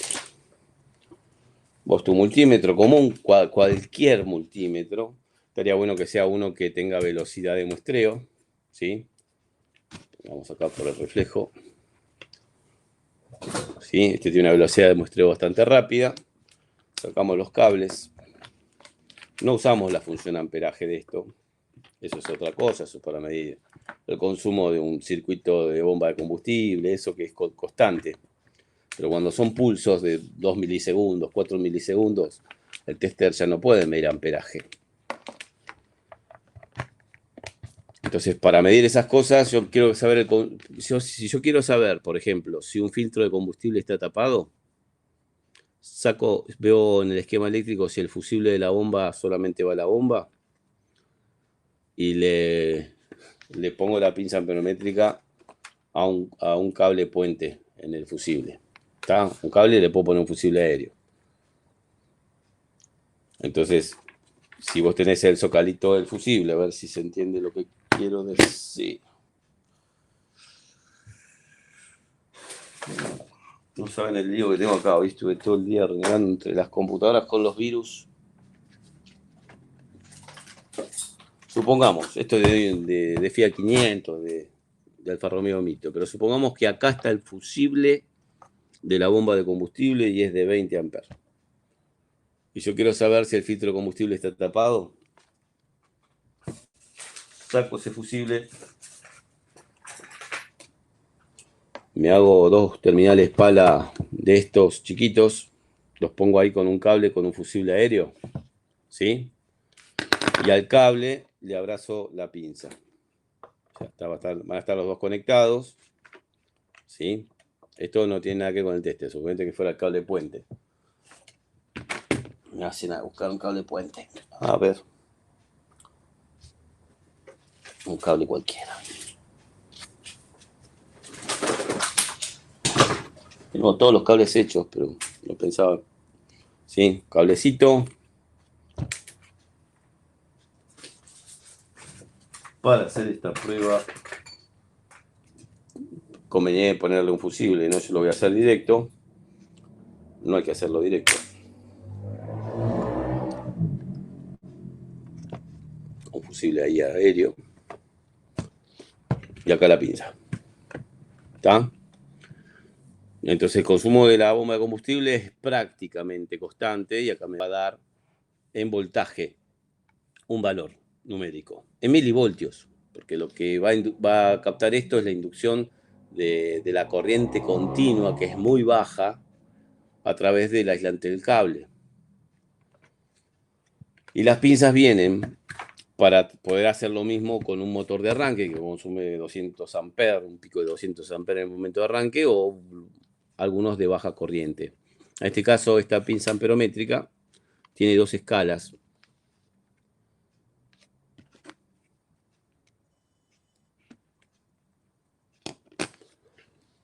Una escala de 20 amperes para corriente alterna y continua, y una escala de 80 amperes para corriente alterna y continua.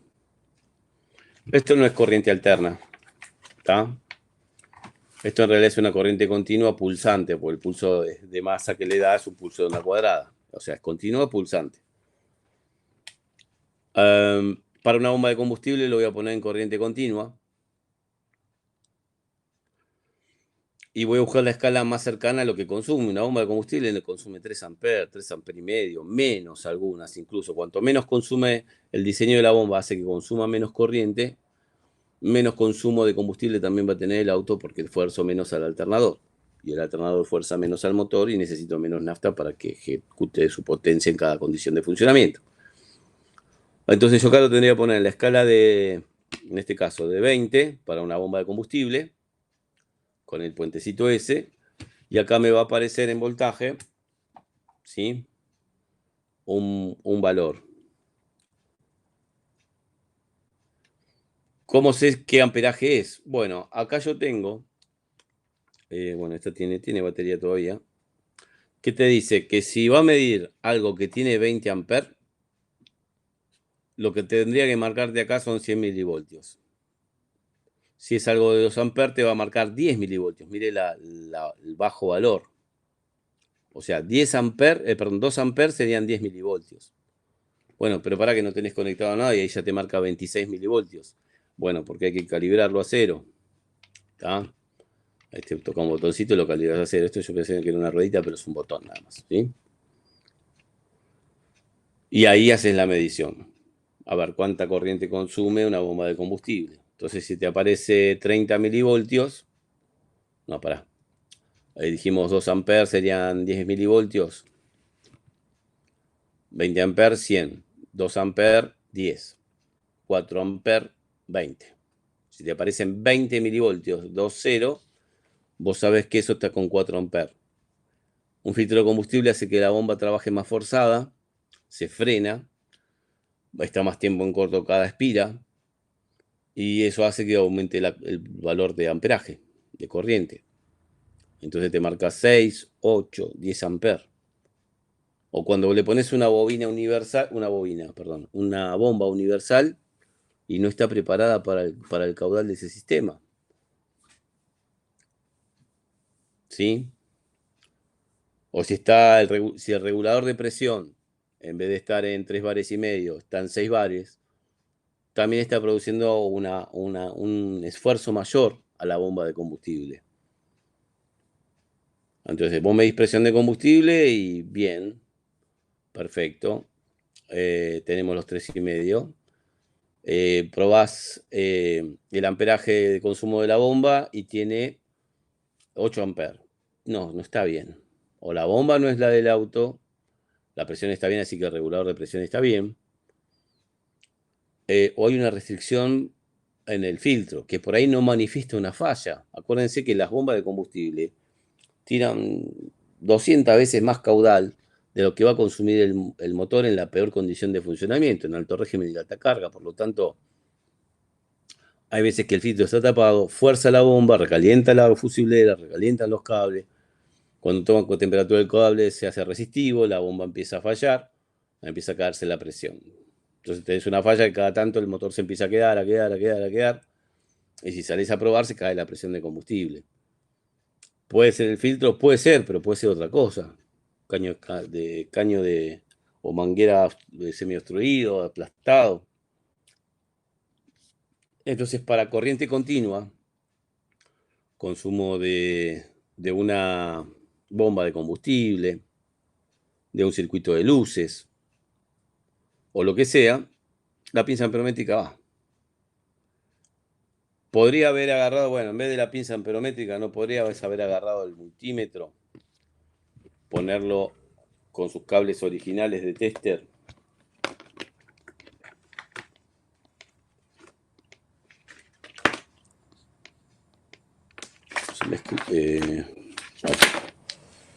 Y hacer esto.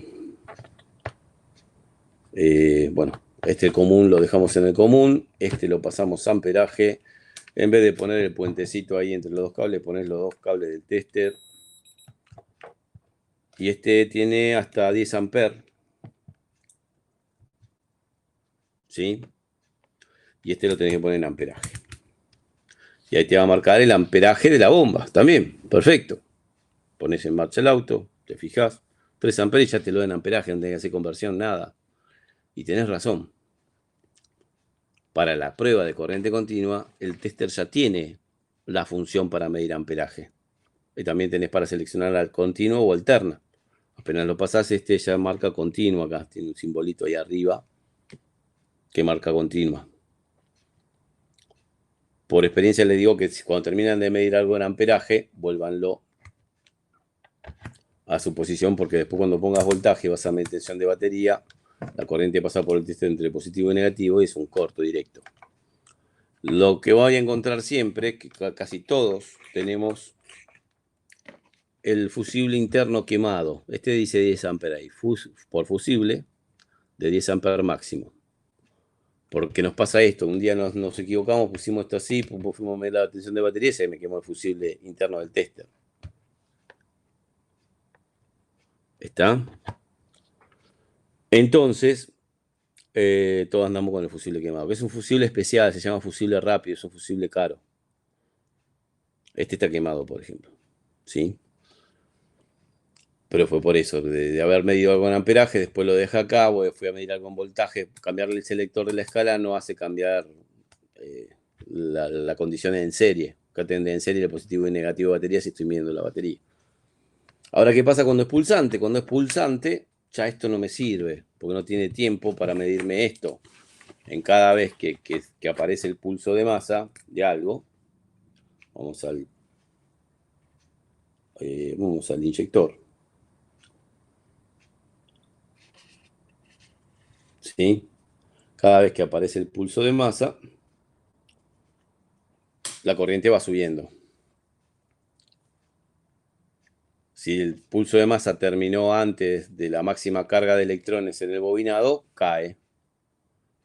Si no hubiera sido así, ¿sí? Que yo tengo un tiempo de inyección más largo porque lo estoy acelerando el auto, bueno, este iba un poquito más abajo. Y estoy mirando el amperaje por ahí sube y llegó a su máximo y después se mantiene. Y después cuando se acá se cae. O sea, esto que tengo acá en realidad sería esta parte porque yo cerré el inyector antes. Lo otro no lo vi. El tema que con la bobina el límite es 24 amperes. En un circuito de 12, en un circuito de 14 es más alto todavía. Entonces, ¿cómo hago para ver cuánta corriente está consumiendo en cada pulsación de 2 milisegundos una bobina de encendido o una pulsación de 3,5 milisegundos de un tiempo de inyección? ¿Cuánto fue el pico de tensión consumido? Bueno, entonces el tester no me sirve y es ahí donde tengo que poner el osciloscopio. Uso la pinza amperométrica, pero para el osciloscopio. Está bien, pero pará, el osciloscopio viene con otro tipo de terminal. Esto no lo puedo conectar al osciloscopio. Bueno, andate a la casa electrónica, comprate una ficha BNC, ponele 2 cablecitos con que entren y con fichitas que entren acá adentro, tipo banana BNC. ¿Está? Esto debería conectarlo acá. Ahí había osciloscopios que tienen. Por ejemplo, yo una vez compré un osciloscopio, cerré un concesionario de Hyundai hace muchísimos años, compré el escáner original, HiScam, que tiene función osciloscopio incorporada, ¿no? Y porque yo tenía unas coupé Hyundai, tenía 2 coupé Hyundai y me volvía loco para escanearlo en los años, en el 2000 algo, 2005. Entonces me compré el escáner.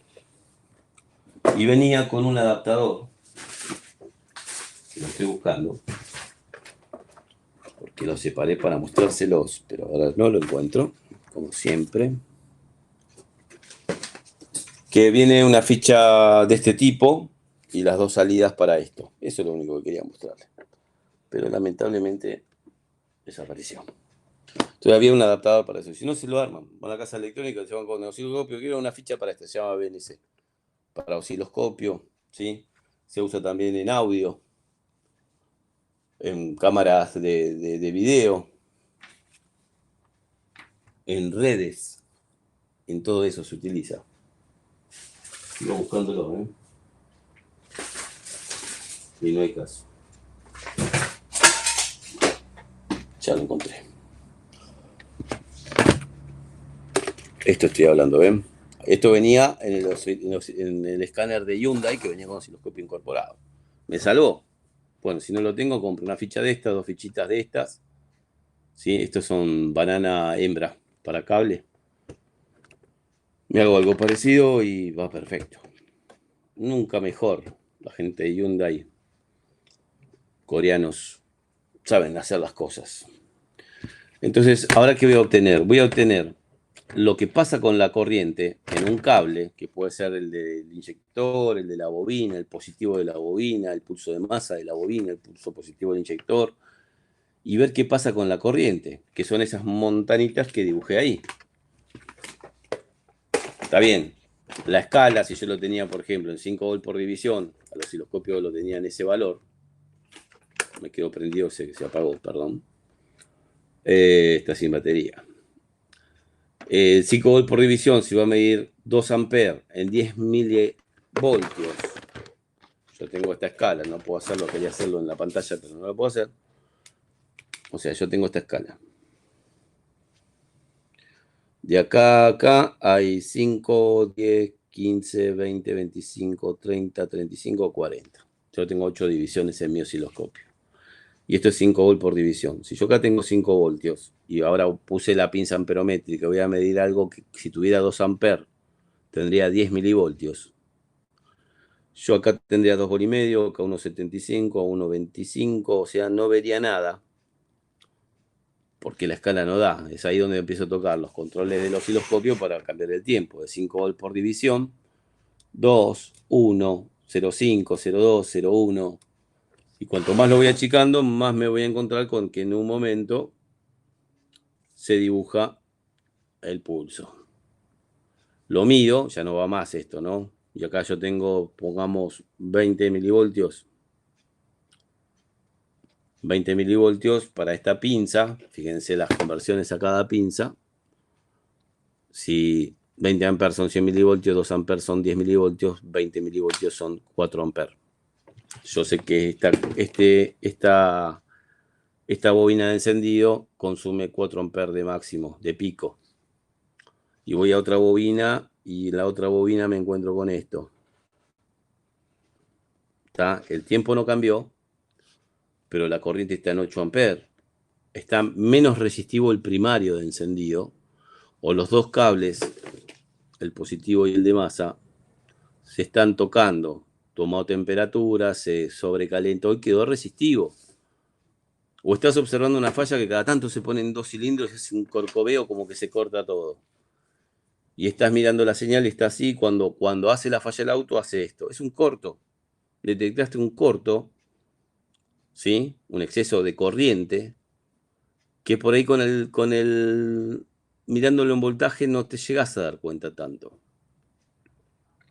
La combinación con la pinza amperométrica, que no es cara, si miramos, y ya no estamos terminando porque estamos yendo de hora, nos fuimos ya de hora.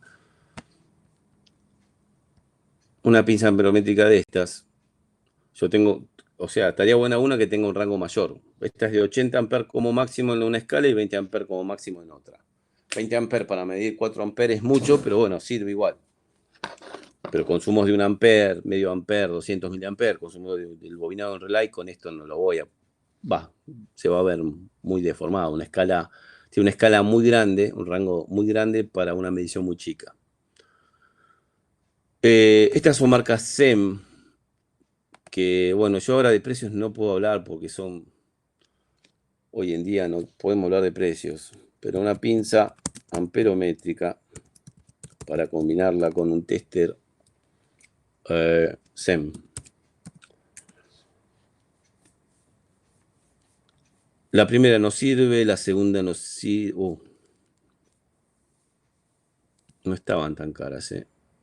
Ven, esta que vale 2.000 pesos no sirve, ¿está? Porque tiene display. Entonces, los cables estos para conectarlos acá abajo, ¿sí? Son para la salida de tester para medir voltaje continuo, voltaje de alterna, frecuencia, grados centígrados, para las funciones que tenga la pinza como tester.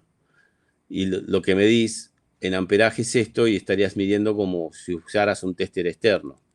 Yo lo que necesito es una pinza que solamente sea amperométrica, por eso digo que esas son baratas, no tan barata como esta. Esta no sé por qué le pusieron 2.000 pesos. Tiene que ser muy trucha, no debe funcionar. A ver, la SEM no está, ok. Tiene que ser sin display, ¿está? Y hay que mirar los rangos de trabajo. No está en serio, ¿eh? A ver, vamos a hacer una cosa para encontrarla. Osciloscopio Owen. Si pongo osciloscopio va a andar mejor, pero se entendió igual. Me voy acá a ver si es la gente de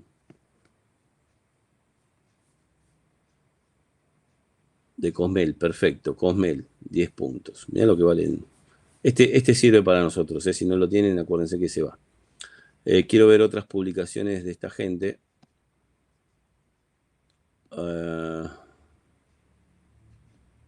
Serán del mismo.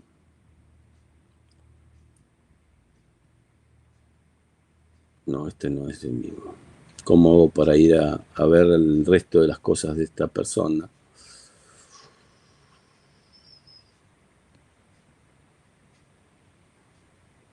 Ver otras publicaciones del vendedor. Ellos, la gente de Cosmel, vende pinza amperométrica. Esta no va a servir. Vende cosas de iluminación. Esta está bien. Ahí estás hasta 400 voltios, 400 amperes. Esto es, por ejemplo, por si querés medir motor de arranque. Es la misma que tengo yo la otra. ¿Está?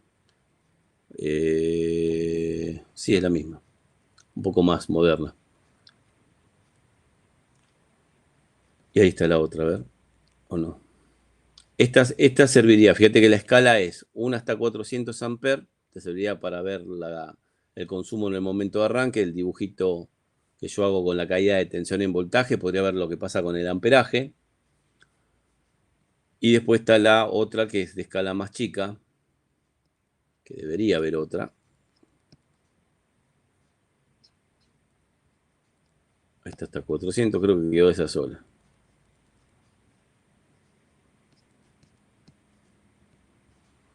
Sí, sí. Tiene muchos aparatos, pero Yo me acuerdo cuando una punta de prueba de osciloscopio valía 100 pesos. Y esta puede ser, no está con display, no nos va a servir. Tenemos para el secundario de encendido, que estuvimos viendo el otro día, también 4.000 pesos. Hoy no se sabe si es mucho, si es poco. Y la otra pinza no la encuentro. No tiene que tener display para poder usarla en osciloscopio. Pero se entendió más o menos, ¿no?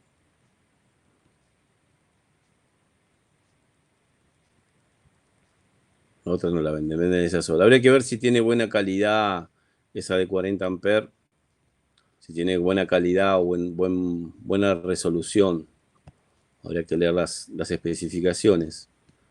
Pero hoy en día el que iría más para nuestro trabajo sería este osciloscopio, justo están los dos juntitos, mira, y esta pinza. La característica de esto es una resolución de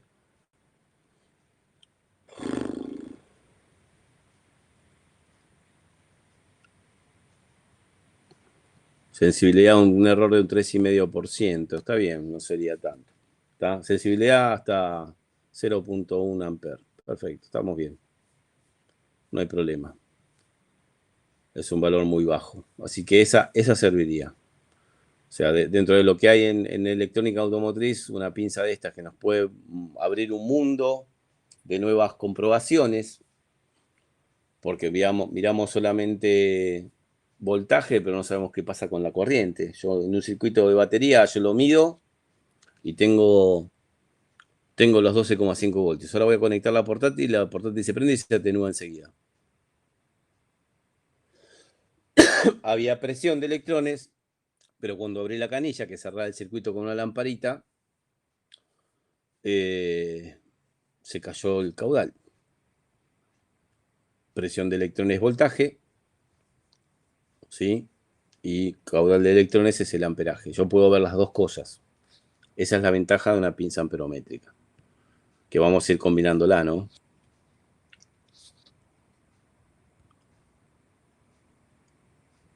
Bien. Los atenuadores para osciloscopios son para usar en marca específica o le van en cualquiera. El atenuador ese osciloscopio, la verdad que no sé para qué se usa. Porque en línea automotriz, ya el cable de osciloscopio, vos no vas a medir. El máximo voltaje que yo voy a medir en un auto es está bien, el mayor voltaje en un auto es el secundario de encendido con hasta 60.000 voltios. Pero yo no conecto directamente eléctricamente a los canales estos. Si tuviera con un atenuador tendría que ser muy grande, pero corre un riesgo también. Así como una bobina de encendido salta del primero del secundario al primario, la alta tensión acá puede saltar en la pinza de la alta corriente y llegar por arriba del atenuador a nuestro osciloscopio y quemarlo. Sí, a mí me quemaron 2 osciloscopios así empleados que tuve. Este aguanta hasta 300, pero un pico de 400 sí aguanta. Correcto. Entonces, para medir cualquier cosa, primario de bobina, yo lo uso directamente porque hasta 300 voltios va. Incluso tengo un atenuador por 10, que el atenuador me deja ver los 300 voltios en pantalla, hasta 400. Y para el secundario de bobina, utilizo la punta para medir secundario, que la que mostré el otro día. Otro atenuador no haría falta. Puede ser que haya alguna medición que se tenga que hacer en secundario de encendido, pero la verdad que nunca la usé. Atenuadores para eso.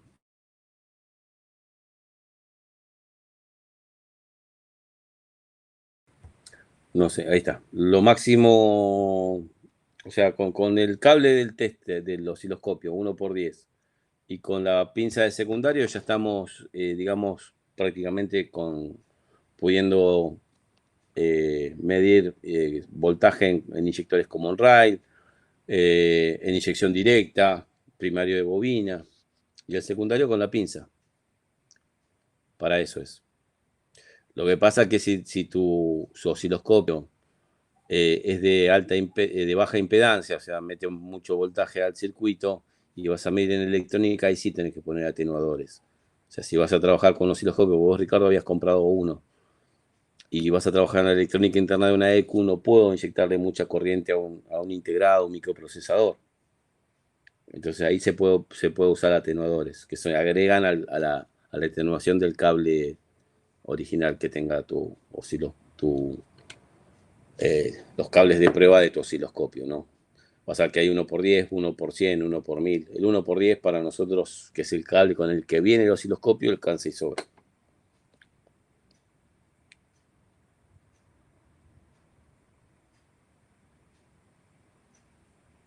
Ah, bueno, bueno, bien. Ahora entendía por qué me preguntabas. ¿Cuántos Gerardos que hay en la lista? Tenemos a Gerardo, Gerardo 1, Gerardo 2. La lista de presentes. Bueno, bien,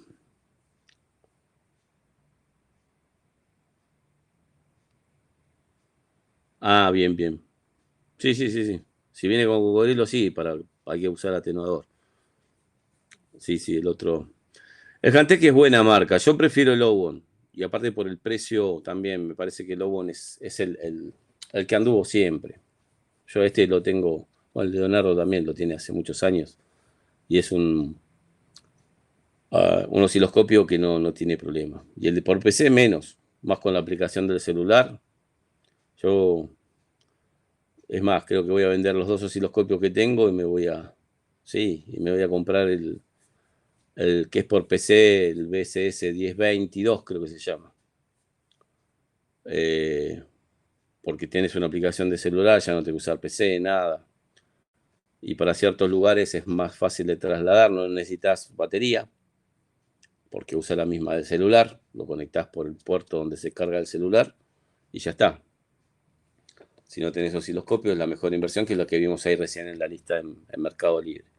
Ese anda bien. Para lo nuestro no hace falta gastar más. Y estos se fueron muy caros ya. Estos osciloscopios, los que son así de laboratorio, de banco, y estamos caros. El Lowon, el de 20 MHz sale, eh, fíjense, 34.000 pesos. Y el otro vale 17.000. Este, que es de un solo canal, no nos sirve. Este vale 24.000 y es un solo canal. ¿Sí? Montaje por división de un lado, tiempo del otro. 10 MHz creo que era este y no nos sirve. No, 20 MHz.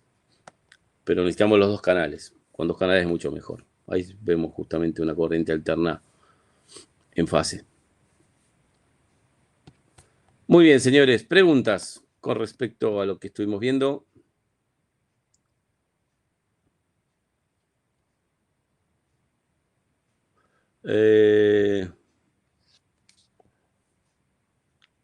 Con trasladarlos a cuáles osciloscopios. Perdona, Ignacio, te dije de una vez que lo mueves mucho, lo tenés que calibrar constantemente. Sí, los osciloscopios, en realidad, vamos por parte. Los osciloscopios en sí eran de rayos catódicos, y los de rayos catódicos, los viejos, con el tubo ese ámbar, verde, eh, era analógico, que tiene unos deflectores que se mueven micrométricamente. Uno está haciendo siempre esto para que se dibuje un trazo en la pantalla, y el otro, de acuerdo al voltaje, hacia esto para que suba y baja digamos, el punto iluminado de fósforo que va a la pantalla. Los deflectores, si vos golpeabas al osciloscopio, se descalibraban, tenías que mandarlos a calibrar. Estos osciloscopios, que son electrónicos, no tienen nada móvil, por lo tanto no se pueden descalibrar. Lo que lo descalibra es la presencia de humedad, ese tipo de cosas, a la temperatura que lo uses. Y tiene un botón de autocalibración, tocas autocalibración y ya está.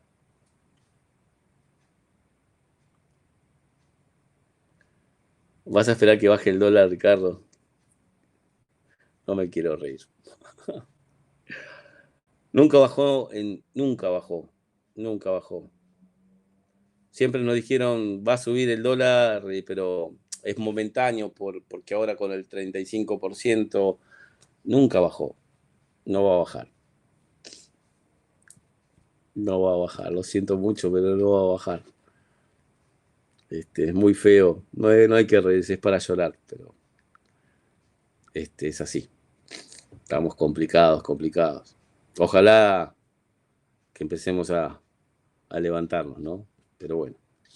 Bueno, dejo grabando hasta aquí nomás.